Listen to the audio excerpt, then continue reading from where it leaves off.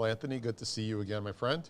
You as well. Nice to see you. Yeah, it's good to have you in Houston. This is one of those shows that not a lot of people know.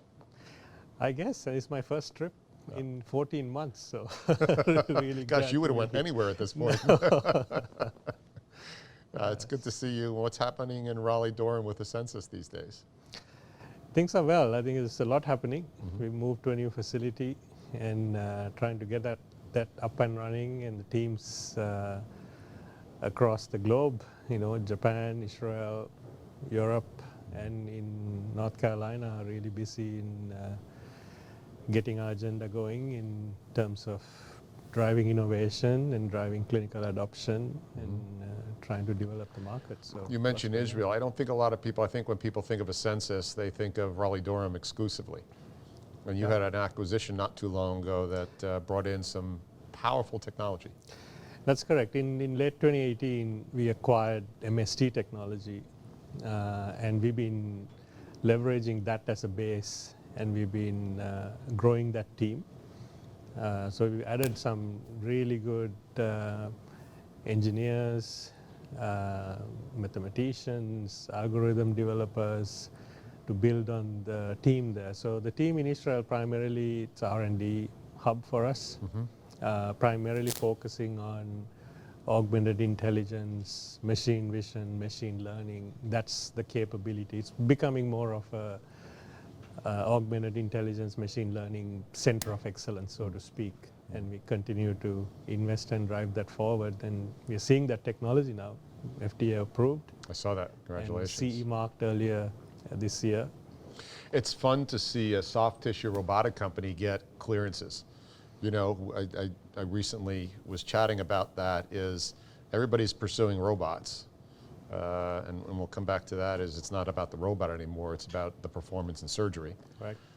And that ends up being a number of supporting structures. But you got clearance on that. You're continuing to build up a new approach to digital surgery. It's not about the robot as much anymore, is it?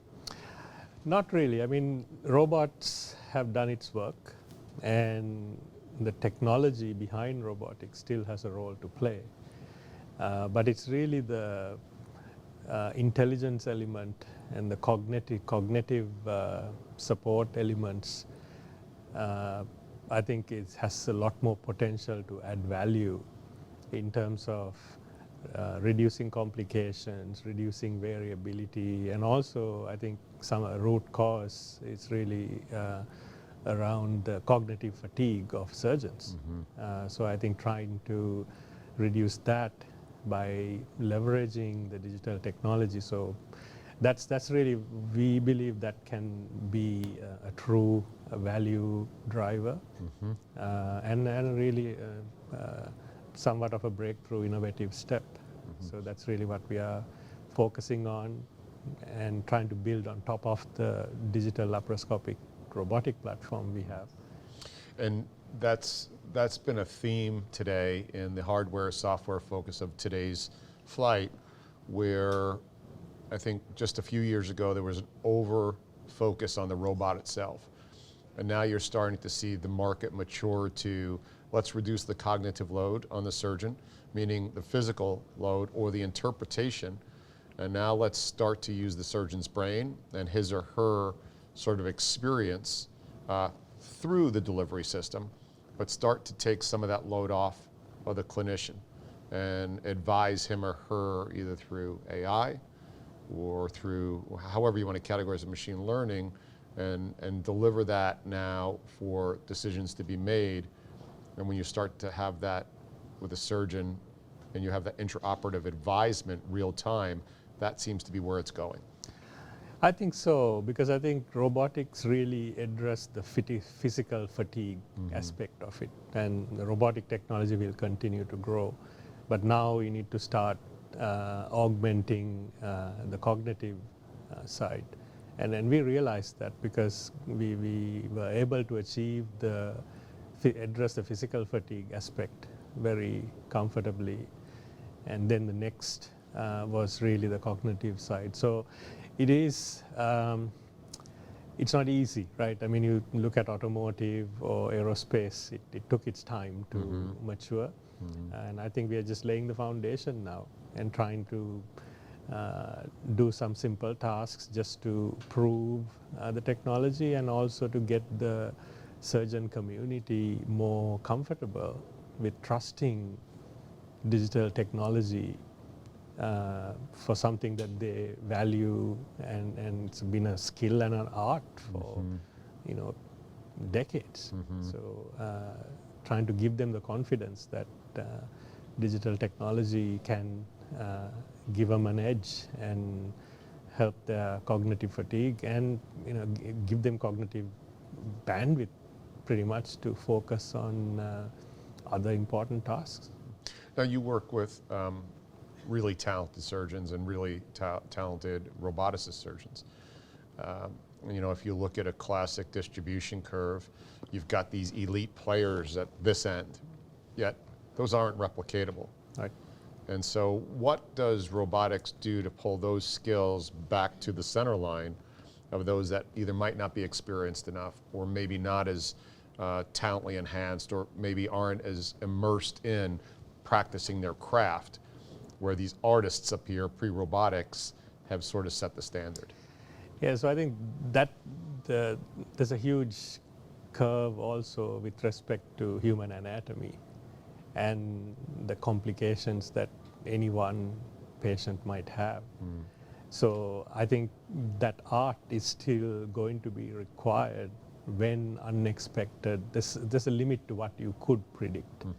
And with all this digital technology, what you can predict pre or intra-op is what you'll be able to address, because at the end, it's a digital technology. The level of what it can learn on the fly is somewhat limited. It's not unlimited, versus the surgeon's training has the potential to adapt and adjust to any situation. So I think the surgeon's expertise still will continue to play a role. But I think the biggest thing this would do is it would level the field of the level of skill of the surgeons, because it's a varying degree of skill and level of experience. I think that's what we are hoping, that this digital technology will enable the surgeons and up the game, so to speak, in terms of skill. And when we think about your platform, too many times people think about leveling up the skill of the surgeon through the pure mechanical enablement. But your technology is leveling up the skill of giving more insight as to where the surgeon is or going to be. Yeah, so it does it in two dimensions. One is it's going to learn about the surgeon's preferences. That's one dimension. And the second dimension is trying to leverage the knowledge and skill and best practices from everywhere and be able to use it anywhere. That's really where the value really comes through. Yes, there are hurdles of privacy and all of those that need to be worked out. But if the framework exists, then there'll be enough of enough pressure to bring that technology in and accept it and adopt it. So that's really what we are hoping is, when I say level the field, it's really about leveraging the best practices in doing the complicated situations, and even at some point, that's to a certain degree, predict the unexpected. You've done a fabulous job of sort of steadying the ship and what we knew as transenterics at the time. You made some courageous, bold moves on righting the ship, deciding what to focus on. And you're a publicly traded company, which is, I think, one of the most difficult things to navigate as a robotic company, because the street is unforgiving. And if money solved the problems, well, J&J and Medtronic would have had a soft tissue robot, approved already. Yes. But money doesn't solve problems in robotics. Right. What drives success in robotics if it's not money? I think it's really finding the right formula to drive adoption. And in order to drive adoption, you need to focus on educating the surgeon community and the market in general about how this technology can add value. And once that's done, now you can drive further adoption. And it's a very concerning, the medical device industry and the surgeon community as a whole in healthcare is relatively conservative, right, and risk averse, rightfully. So how do we overcome that? I think it's really about building evidence, showing proof, and then be able to drive a much higher growth curve.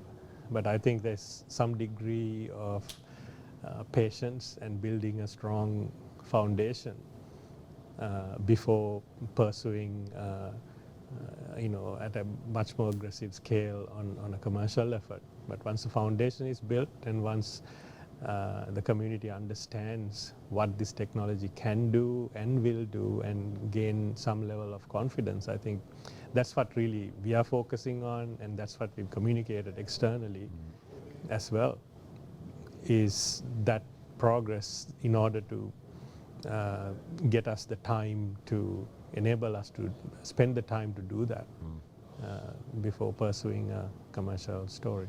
And your constituents have been incredibly patient.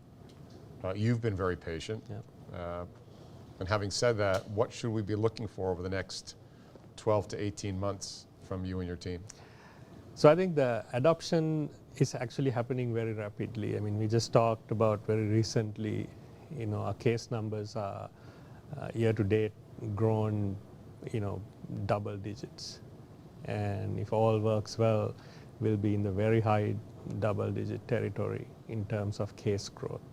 And with case growth comes publications and evidence that surgeons are now, wanting to talk about. We just had a first publication in April that did a first time ever did a head-to-head comparison of laparoscopy, Da Vinci, and Senhance. And the conclusions were very clear in terms of economics and case times.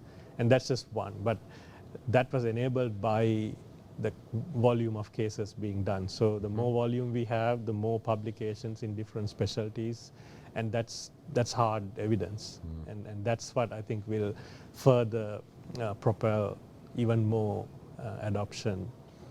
So I think that's one thing in adoption. Other one is geographically, Asia Pacific is doing extremely well, primarily Japan. Europe's kind of slowed down right now, but once they are just kind of coming out of hopefully the last wave of COVID with vaccinations going there. So now that will, Europe, Eastern and Western Europe will start to pick up. And we've had the strongest growth in the US in terms of clinical adoption. And we're hoping to see that. So I think over the next 12, 18 months, you'll see more placements and more case growth, which is going to lead to greater acceptance and evidence being published. And further informing your machines Yeah. and your systems, that becomes a flywheel. Yeah. I mean, even the ISU in terms of all the digital augmented intelligence features, what's approved, we have a certain set of features. And we've also stated that during this quarter, we intend to make a second submission to the FDA to add more features to it. Because now the hardware is approved, but now we are trying to add more features into that, and then subsequently go to Europe, Japan with those. So that it's just keep adding capabilities, features, building the system up as we learn more, collect data, and it's kind of a generator kind of a mechanism. When you start cranking, it just starts to propel by itself and start to grow very quickly. Yeah. Well, we'll all be watching it. We're all rooting. We need another sort of leader in this soft tissue robotic space for sure. And appreciate your time. Glad to be here, Joe. Thanks. Thanks, Anthony, as always. Thank you. Thank you, my friend. Thanks. So that's SDTS, Anthony Fernando, Ascensus, Joe Mullings. Be well.